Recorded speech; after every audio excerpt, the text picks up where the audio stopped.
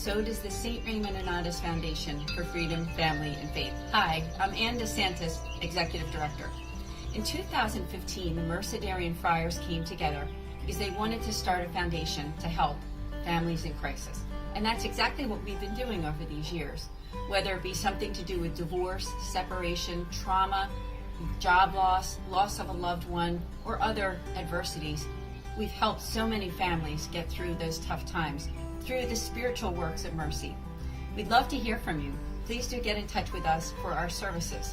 They are prayer, priestly consultation, podcasts and videos, and programs and events. We look forward to hearing from you. Just go to nonotus.org and get in touch with me. I look forward to hearing from you. God bless.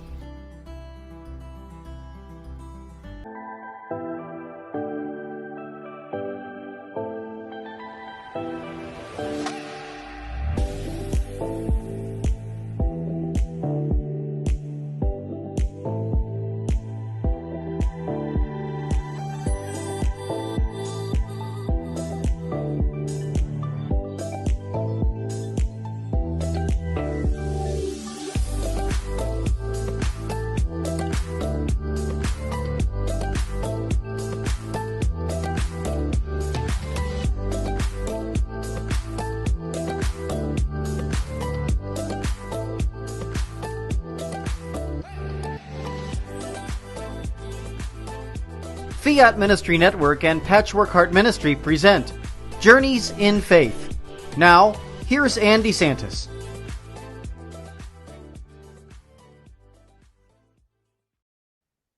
Good evening. Welcome to Journeys in Faith here on Fiat Ministry Network. It's great to be here because I have another amazing guest for all of you this week. I have Tony Kolenc. He is a Catholic author, husband, a father. So, Tony, welcome. Thank you so much for joining us on this program. Thank you. It's so great to be with you today. I believe you were on before. I believe you were a guest before, at least with our Sowing Hope podcast. With Sowing Hope, yeah, with Bill. Bill Snyder, that's right. And we have so much to talk about because you have good things that are happening with Book 4 in the Harwood Mystery Series. And the new one is called The Merchant's Curse, and it's going to be released. It's already been released, obviously, October 17th from Loyola Press. Yes. So that's an exciting thing for you, isn't it? There it is. Yes, there's the fourth cover. Beautiful cover. It's a great job. Yeah, I know we'll get a chance to talk about these, but yeah, that's the fourth one right there. Yeah, it's amazing. Now, I'd love to read your bio because your bio is really detailed and gives our audience a little bit of an idea of you and where you're coming from. Is that Tony is the author of the teen historical fiction series, The Harwood Mysteries, which has won 7 book awards. He's also the host of the Shepherd's Pie radio show and podcast, which focuses on issues that impact young people today. He's an author of fiction and nonfiction books and articles, and a columnist for Practical Homeschooling magazine. He retired as a lieutenant colonel from the U.S. Air Force Judge Advocates General Corps after 21 years of military service. He currently teaches law at the University of North Texas, Dallas. I guess that's incorrect, right? You got an old one there. Yeah, I was going to say I've moved this year. We'll say that's past tense. And he speaks at writing, legal, and homeschool events. He and his family live in Jacksonville, Florida, although I know things have changed a little bit. So tell us those updates. Yeah. So, gosh, if I sent you that, I sent you an old bio. My apologies. Oh, it's okay. This summer of 2022, I moved to Ave Maria School of Law. I was working in Dallas at the University of North Texas, but now I'm down here in sunny Naples, and I actually started a veterans and service members law clinic here for Ave Maria. We work with veterans, low-income veterans, and active duty and reserve guard members with different issues, legal issues that come up. So I work with the students, helping them. Oh, that's incredible. A lot has happened since the last time you were on our podcast. That's the way life is, right? It's constantly moving, changing. So good to hear. And you're using your gifts and talents to help others, but you're also continuing on this journey as an author. And I know it's something that you really love and enjoy to do. So this new book was released. Can you tell us about this series and also about this book? Sure, absolutely. And in fact, I've got I've got the books in front of me here, and the Harwood Mysteries, as you mentioned. It's got 4 books in it. Shadow in the Dark was the first one, and the series takes place in 12th century England. It's really fiction for teens, age 10 and up. College students really enjoy the series. It's written at a lot of different levels, so adults can enjoy it as well as teens. But essentially, it's kind of historical fiction with a suspenseful, kind of a Harry Potterish vibe to it. Because in each book, there's sort of a suspenseful mystery, something that has the potential, at least, to be in the supernatural realm. Like in the first book, my main character, Zan, gets orphaned, and this is 12th century England, and he gets orphaned when bandits attack his manor, and he winds up at a Benedictine abbey with amnesia, and he doesn't have his family, and the monks are helping him try to find out what happened to him, and meanwhile bandits are attacking, and there's this kind of angel of death figure that's roaming around the abbey grounds at night. And so he has to solve several mysteries, and he meets his kind of partner in crime, Lucy, who is the main girl character in book 1.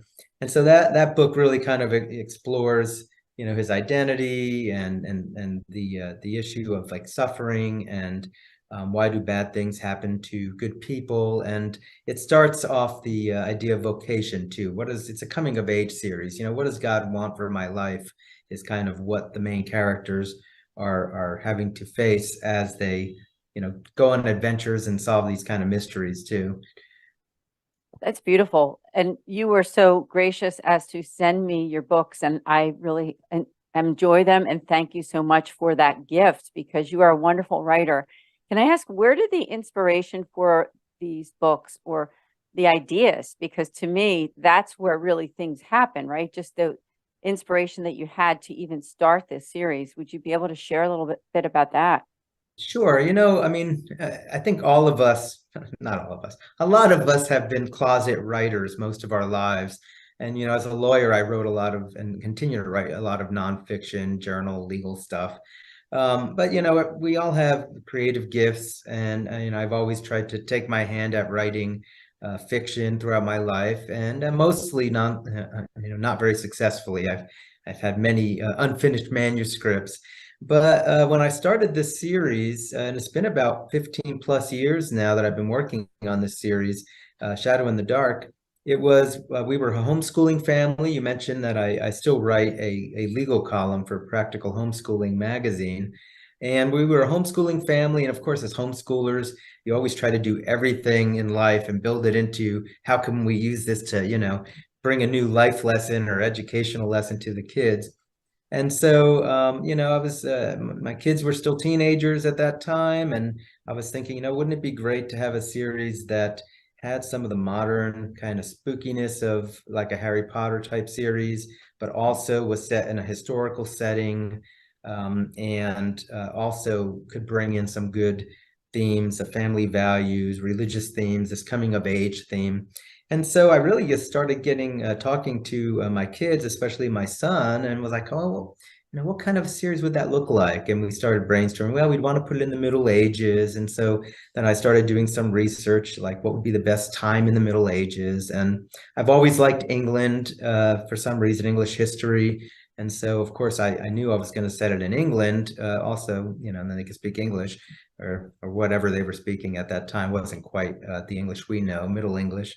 And yeah, so that was it. And then it was kind of like always wanting to do something, that would have that sort of suspenseful, mysterious, vibe to it that would really draw in young readers.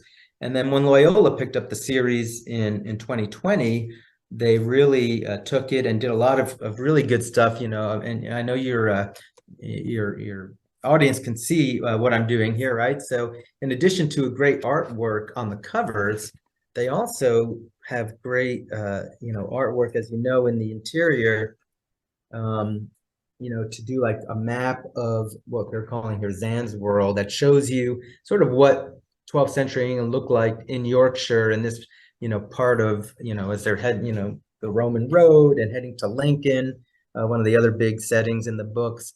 So Loyola just really has done a great job, doing extra curriculum guides with it and everything. So it really fits into the mold of what I wanted the series to do, which was to be a very entertaining, kind of a suspenseful mystery series, but set in a historical place so that, teens could actually be exposed to actual history and get a sense of what would it be like if you were living in the Middle Ages in England, at this time. Not only is it entertaining, I like that it's, as you said, the historical piece, the educational piece. Have you yourself actually ever visited England? I just wondered, off the top of my head, that came to me. I'm so glad it came to you because I really, I was excited. In 2015, when I was teaching at a different law school, I actually went to France for the summer to teach for them in one of their programs. Got to see Lords, and for the first time I was in France, which was gorgeous.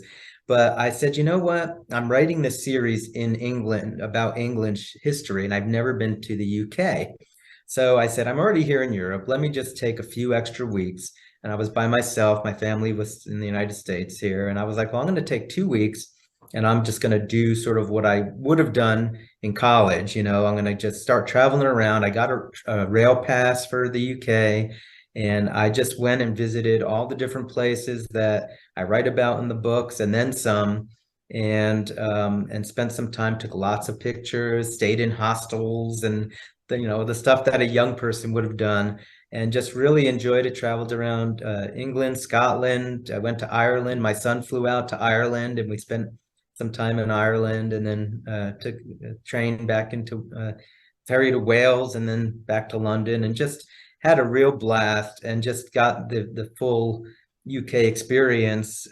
So I felt a lot better about, where I was writing now. And I still go back and look at some of the photos I took, because some of the places that I write about, some of the buildings like Lincoln Castle, although it's changed over the years, is still standing. Lincoln Cathedral, which is the main, setting for book 2, the Haunted Cathedral, is a version of that cathedral is still standing. So I got some good photos there too. It's interesting to see how God worked inside your brain and in your heart, and actually in action, right? The action that you took to make this a reality. So it's very exciting. We're going to talk about that 4th book when we come back from our break. So we have a lot more to talk about. We do have to take a break. So we'll be back here in just a few minutes here on Journeys in Faith.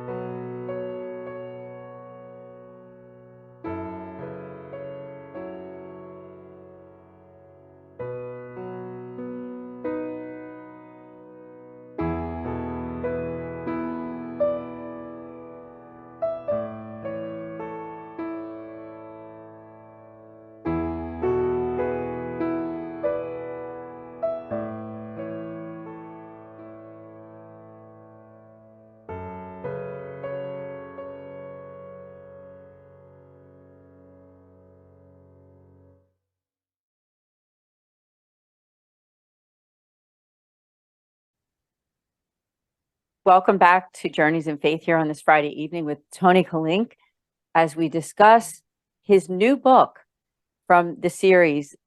And you talked a lot about your trip to England and your research, all that you've done to make this become a reality. So tell us about this book that came out on October 17th with Loyola Press. All right, I will do that. I'm going to jump right from 1 to 4 on this one. It's called The Merchant's Curse. And again, you could see the cover here.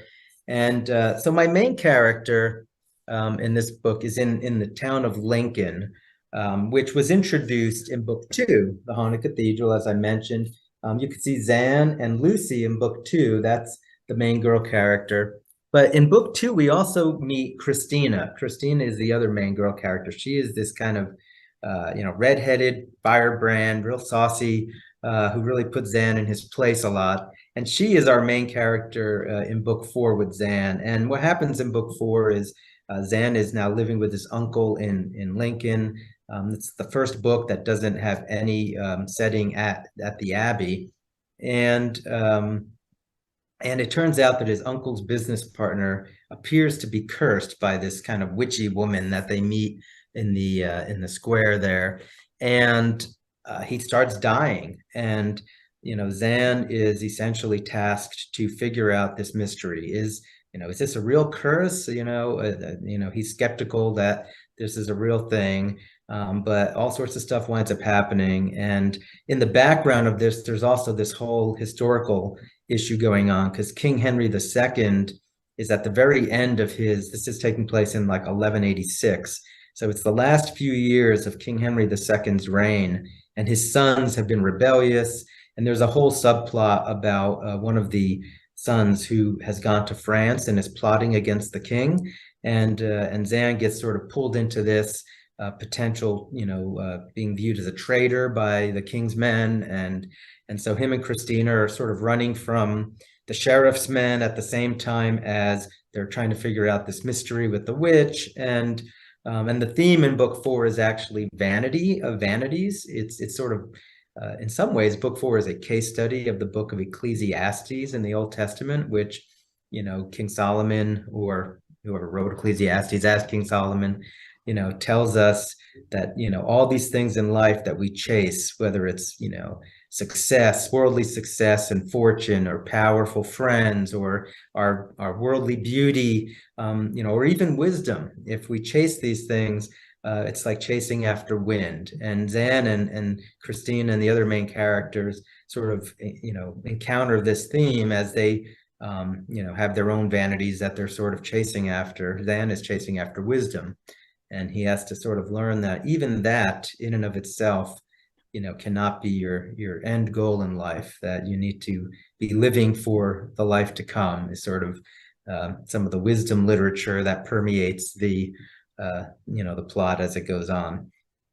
That's beautiful. And I think it's great that your target audience is the younger set, because let's face it, that particular area of vanity is such a temptation. It's a temptation for all of us, really, isn't it? But I think especially at that age, because of things like social media, because of a lot of the comparison game that goes on during the ages of, like, as you said, that target audience of over the age of 10 and then even into young adulthood, and how when we go to school and there's so much comparison there, and the vanity that you see when you look at Instagram or some of the other social media sites. So it really helps them to analyze, where are their hearts? Where is my heart when it comes to this vice? And I'm sure that in the book you offer solutions to that, right? Through faith and through virtue, right? So, Yeah, and ultimately, one of the main characters, Father Philip, one of the priests who are in Lincoln, ultimately, I think he sums it up when he says to Zan, because Zan's struggling with, we're all going to die. Even the wise man dies like the fool, and all the stuff that King Solomon talked about. And Father Philip says, it's not about how you're going to die or that you're going to die. It's how you live. That's what matters. And we mentioned Christina. Christina and Lucy are my two female characters throughout the series. Lucy actually is present in books 1, 2, and 3, which, by the way, I should at least show you book 3, The Fire of Eden, which takes place before book 4. And this kind of wizardy looking guy is sort of one of the suspects in a jewel heist that Zan has to solve, who stole the jewel. And Lucy's in that one, Christina's not. But in book 4, Christina is the only female character. And Christina, like I said, she's kind of more of a worldly girl. She's a good heart, like she's a good person, but she's beautiful, and her parents want her to marry a rich man, and so she's focused on that, and so that's the vanity that she's struggling with in this book. But but you see kind of like, well, but you're such a beautiful person with without worrying about how you look too. Zan sees that, and she actually, I won't spoil it, but she does have to face sort of a real conflict about that vanity issue in this book. And that actually takes us into book 5, which is going to come out next year, that Loyola is currently editing. Oh, that's good. Now, can you tell us the title of that one, or is it still kind of under wraps? It's not official, but it is a murder mystery, and it brings Zan and Christina back to Harwood Abbey and some of the manors that surround Harwood Abbey. And so Zan basically it's gonna be a whodunit. Each book has its own little, book 2 is sort of a solving, is this cathedral haunted? And so it's like a ghost mystery. Book 3 is like a jewel thief mystery. Book 4 is this witch thing. And then book 5 is really a whodunit murder mystery. Wow. And is it fair for me to ask, are you going to continue to do, say, maybe 10 books in a series? Is that your goal? I mean, well, I think Loyola is definitely signed on for a 6th book. Now I always viewed this as a 9-book series, because the last 3 books, I've been working my way. I said it in a really interesting time in history. And at the end of book 5, which takes place in 1187, Saladin, the Islamic Sultan in the Holy Land, takes Jerusalem back from the Christians. And so the fall of Jerusalem is actually the event which sparks the Third Crusade, where you've heard of King Richard the Lionheart, who goes on crusade. We've seen him portrayed by Sean Connery in some of those, Robin Hood movies or whatever. So books 7, 8, and 9, I wanted to take place during the Third Crusade and actually move Zan into the Holy Land, and experience that. So that last trilogy is sort of like a Crusades trilogy. I hope Loyola will sign on for it, but I don't know. 6 books, at least I think we're going to get 6 in this current series, though. that's really exciting. And what a legacy, even for you and your family, that this book is enriching all of you, but so many other people, and that it will live on. So I think it's just great that you're investing this time in your writing for something that really matters, really does. Now, have you been to the Holy Land? I have to ask that question too. That I have not done. Okay. I didn't even go to the Holy Land experience in Orlando. So no, I haven't. I've been to a bunch of places, but never there. Have you? No. No. Oh, Okay. there's a story behind that. Maybe we need a whole other show, but I was supposed to go before the pandemic, and was going to do a pilgrimage through the foundation that I represent, the St. Raymond and Nonna's Foundation. But unfortunately, with all of those regulations and everything, unfortunately, we weren't able to do it. But here we are, 2022, going into 2023. You never know what's going to happen in the coming year or two, that maybe we'll do it again. So just gave me a little commercial there. Maybe you've given me a reason. If I'm going to write a Crusades trilogy, maybe now I have to go to the Holy Land in order to do some research. Yeah, it would be a great trip for you and your family too. Obviously, I know some priests that have done that quite a bit in my area, and it's kind of an ongoing thing that they're going back to the Holy Land and bringing people with them and educating and praying, and it's just a beautiful thing. So, well, is there anything else about your writing or about this particular book that you'd love the audience to know about, your new book, book 4? Sure. I guess one of the points that I'd want to make is because my main character is a teenage boy. He starts at age 11 and works up, by the time we get to books 7, 8, and 9, he's going to be, 16, 17 years old. But it's not a series that's just for boys. I really tried hard, and Loyola has tried hard to make sure we have some really strong female characters who are sort of balancing the series. So it's a series that girls also really enjoy, and it's not limited to boys. In fact, what I did was I'm writing a series of short stories where Lucy is the main character. Anne's not even in them, and the stories take place in between these novels.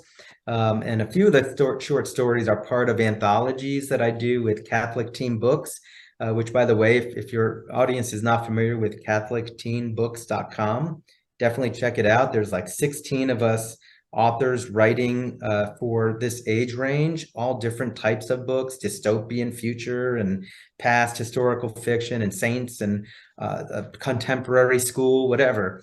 So there's a lot of really great books on CatholicTeenBooks.com, but we put together a few anthologies. And so I have two of my Lucy short stories appear in their anthologies, one called Treasures that came out last year, and one called Ashes that is coming out in Lent 2023. And then I wrote an independent Lucy short story. So I'm going to have like 4 or 5 of these Lucy short stories. And I'm actually giving away one of them on my website for free. So if anybody goes to anthonykolenc.com, you can download a free copy of that Lucy short story. So in other words, my point is book 4 is not just for boys. Christina plays a big role in it, and the series is for children of all ages, right? Yeah, that's wonderful. And it's just in time for what? The holiday season. And so Yes. I want to just make that shout out as this program is being aired in early December, that this is a great gift. Not only just this one book, but the whole series of the 4 of them so far.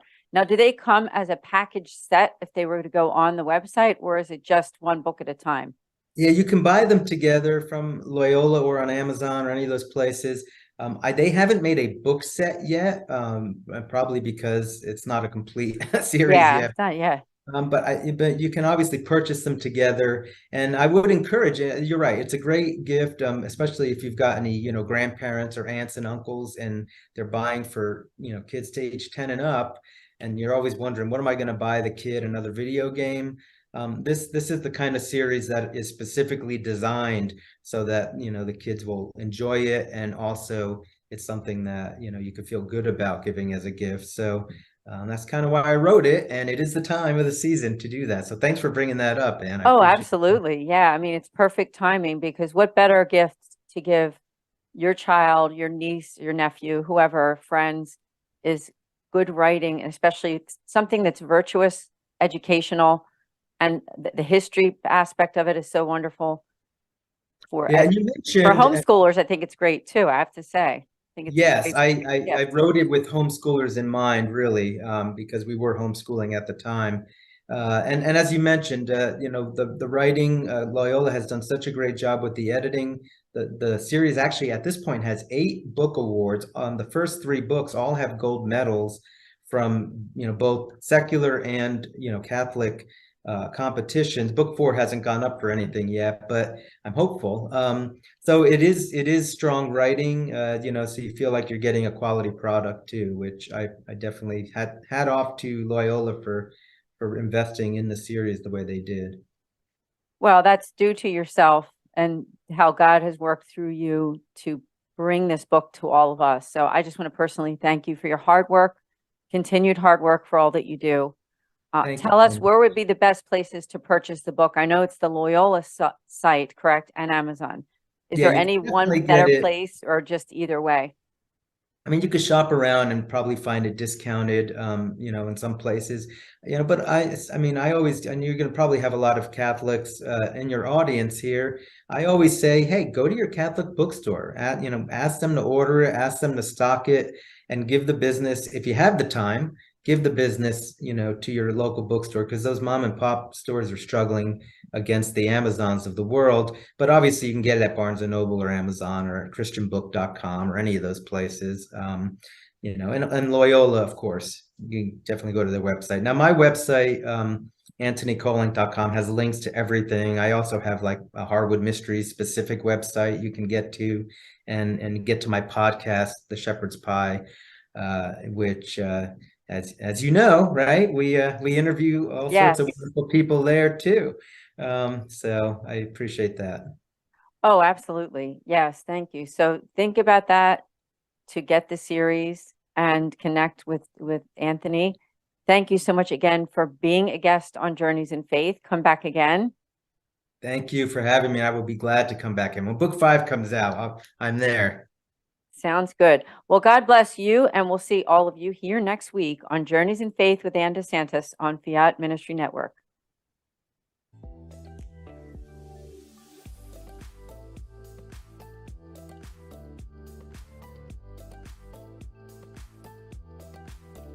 Journeys of Faith is a production of Fiat Ministry Network and Patchwork Heart Ministry. For more information about Journeys of Faith, email info@fiatministrynetwork.tv. And be sure to friend, follow, and like us on social media. Just search Journeys in Faith with Anne DeSantis.